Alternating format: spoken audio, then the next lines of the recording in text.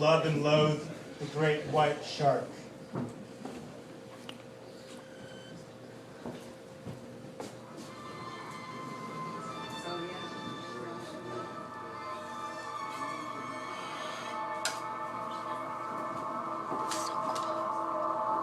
My mind runs wild as I sit on the surfboard, hands cold in the offshore breeze.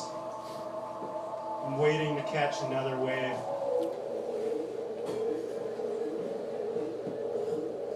Full of anxiety. Full of anxiety at home in this ocean. This is 20 years of unease.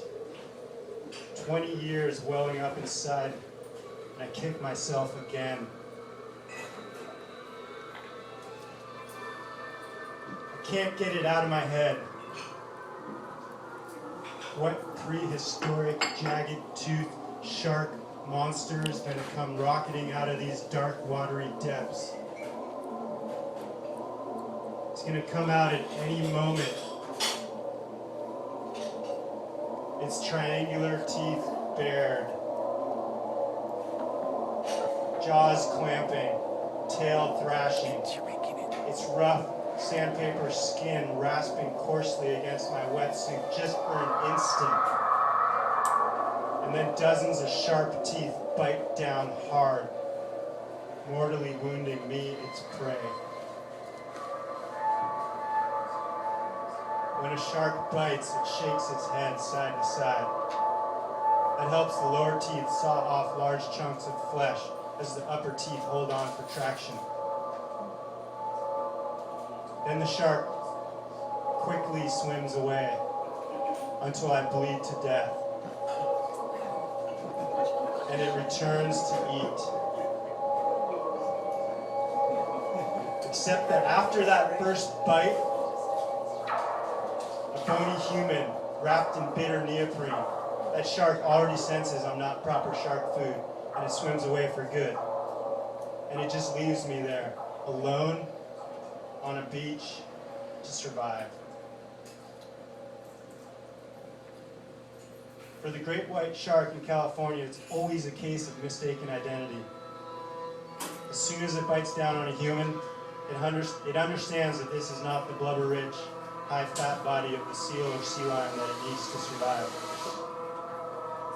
After attacking a human, the great white shark of California coastal waters swims away. It's still hungry, and it's still searching for its next meal. Maybe it's pissed off, or maybe it's just exhausted from wasting so much energy. Or it was just using its mouth and its jaws to feel me. In its sharky wake, a man is left to survive or die, bleeding on a lonely beach. This scenario runs through my mind every single time I go into the ocean. There's nothing more frightening to me than large sharks that kill men. It's a primal fear, it's an ancient fear, and it's a common fear. For most people, it's a fear that's never going to happen. But I spend my lifetime surfing and diving in the lonely waters of this coastline. This coastline in California called the Red Triangle.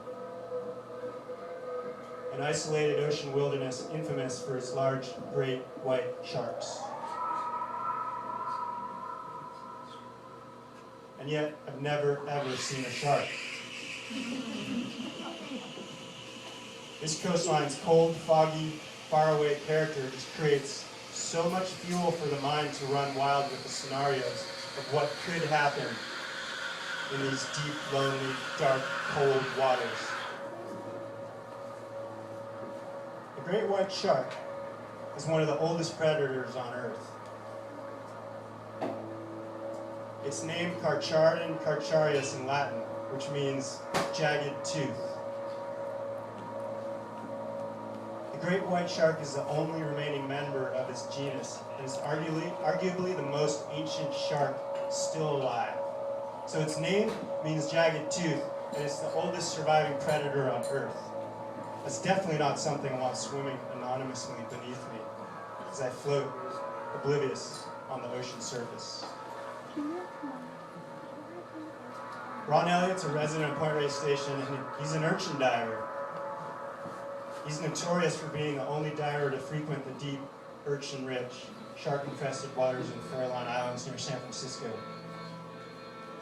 Ron has spent many seasons underwater reflecting on his coexistence with the great white shark.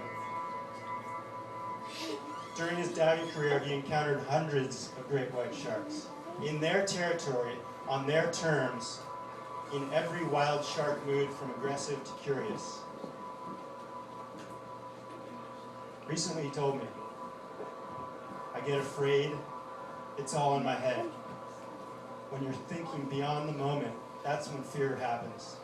You tell yourself, I'll miss my grandkids, I'll miss this, I'll miss that.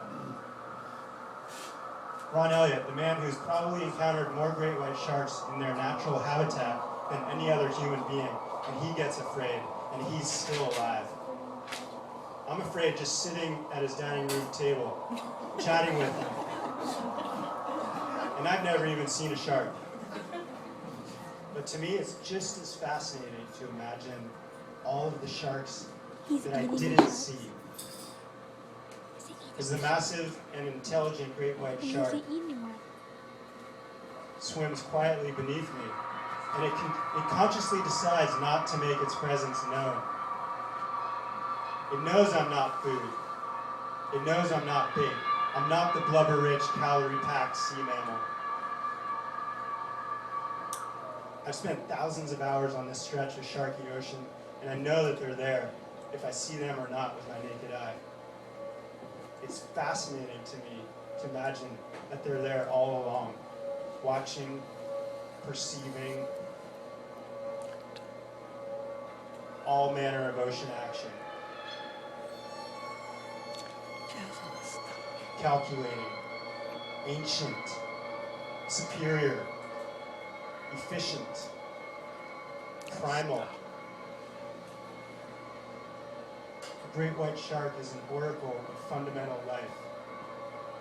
A great white shark is a survivor in constant motion.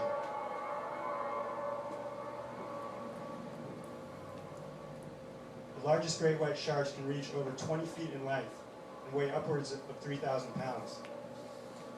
That's well over a ton. This is when you think about that ubiquitous reference to a Volkswagen Beetle. In fact, this nightmare of a great white shark is longer, larger, fatter, and heavier than a VW boat. A large great white is more rightfully compared to a truck or a sports utility vehicle. Surfing alone in Northern California is the most challenging thing I've ever done. But I also feel more comfortable and at home than anywhere else. I love it. Psychologically and physically, it's exhausting to my core. But spiritually and emotionally, it's the most uplifting and energizing activity that I do. The mind-screwing possibility of being chomped on hard by a great white, larger than a car, scares the hell out of me, and it keeps me awake at night.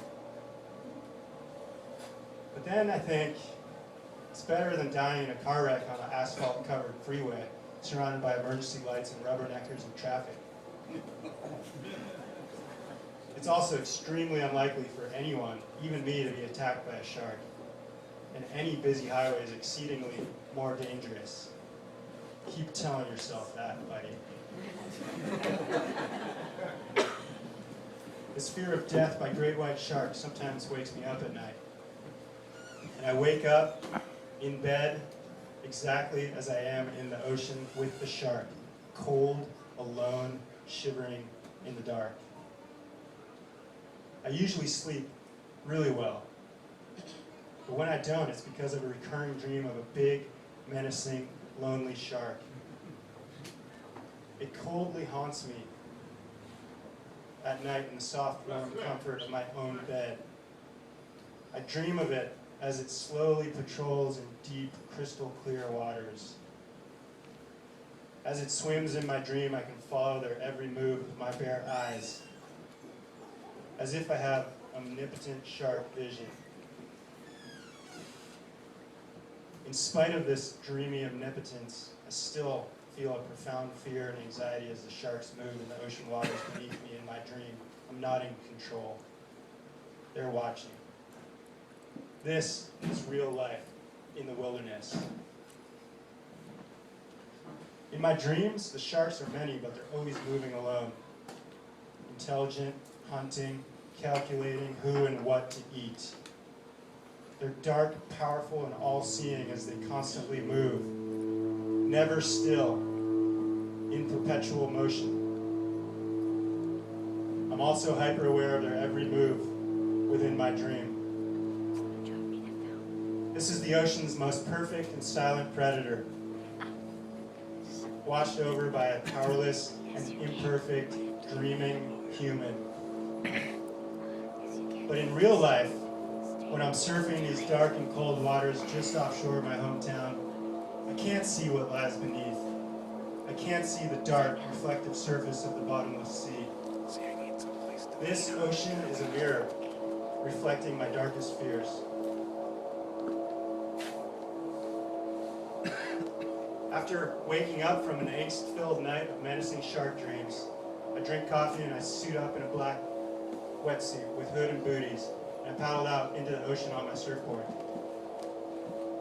The thought of sharks torments me as I lie on my surfboard, floating and paddling, feeling uncomfortable and slightly freaked out that at any moment, this moment, right now, it could all end in a violent impact from a giant, freezing beast wrapped in sandpaper skin, biting down with its razor-sharp, serrated triangle teeth. It's something like getting hit by a speeding car that then takes a large bite of you as it hits you. I imagine my leg in bloody tatters, a spray of bright red, a blood oil slick. Or my arm, maimed to a pulp, tendons exposed and dangling limply, blood slick spreading over the ocean's surface. Or it's my hip, torn apart and left with a 17-inch scar to the bone, leg flesh meat embedded with a shark tooth souvenir. Victims of the largest and bloodiest great white shark attacks usually survive, and they rehabilitate. But there's small comfort in this fact for me. Blood is lost, lots of blood is lost. Skin and muscle tissue are damaged or torn asunder, resulting in major surgery and months of specialized rehab therapy. There's no comfort in this. My darkest fears still lurk just beneath the water surface, threatening to explode on me at any moment. Why does the ocean reflect our most powerful anguish, our darkest fears, and our deepest dread? What is it about the deep, impenetrable waters of the sea that make us imagine this violent possibility? Why can't I just imagine a sweet, friendly dolphin swimming up to me, putting a smile on my face? In order to reach some kind of peace with this torment, to explore its play on my mind, I'm drawn back to the sea for more. I continue playing at the surface of the ocean in the territory of the great white shark. So every time I enter the ocean, I'm stuck with hoping to survive the world's most efficient predator survivor. My friend Rolf Ridge was attacked in nearby rocky waters while he was spearfishing in the 1980s. The shark swam up behind and beneath him, and it bumped him hard with its nose. Then it briefly swam away and turned around and came back for more. Rolf had to fend it off with the sharp end of his spear gun. As the shark approached him with its mouth wide open, he pointed his spear gun and jabbed at it desperately. As the shark's snout hit him, it bent his spear gun, and the high-tension rubber band that holds the gun's blade broke. And the high-tension rubber band had slapped against the shark's skin. The rubber band slap succeeded in scaring the shark away. And and Rolf went home. Rolf was miraculously uninjured, but 25 years later he still has impossible shark nightmares. A big, toothy, silent shark squeezes itself out of his kitchen faucet. Giant, bloody shark mouths materialize out of his bathtub. Anywhere there's water, a monster watches and calculates and attacks him without warning. Storm puddles, hot showers, forested rivers, they no longer hold the harmless meaning they once did. Ron uses his fear of sharks as a way to force himself into the present moment and appreciate only that which is truly real. Ron says, I just have to stay in the moment. To stay in the moment, I just look at what's clearly in front of my eyes in that exact moment. Nothing else is real. If something's not really happening to me or around me, it's just my brain suggesting that I should be fearful. The deep, complicated, powerful waters of the ocean lull me into literally risking life and limb. The sharks continue their watch.